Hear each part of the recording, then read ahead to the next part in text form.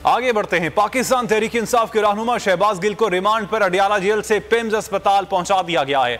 Doctors की team PIMS अस्पताल के कार्डियोलॉजी सेंटर में शहबाज गिल के मेडिकल टेस्ट के लिए मौजूद है। हमारे नुमाइंदे मलिक सईद आवान इस वक्त पिम्स अस्पताल में एजाज चौधरी के साथ मौजूद हैं। मजीद अहवाल उनसे मालूम कर लेते हैं। Saeed, over to you.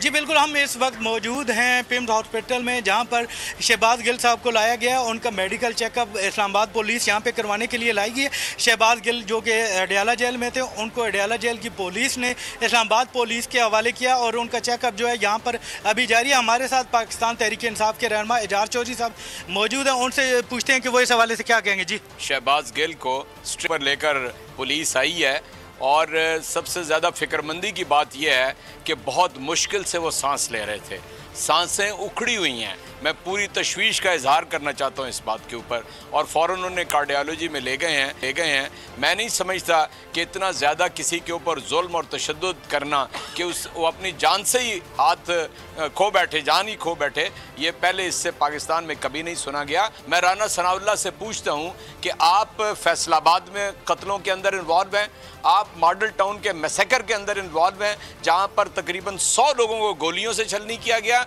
और 14 लोग वहाँ पर शहीद हुए थे। अगर ये तराजू एक जैसा न रहा तो पाकिस्तान के अंदर पहले ही बहरान है सियासी तौर पे। इस जुल्म ने ख़त्म होना है और तुम अपने अंजाम को याद रखना। जो हरकत करेगा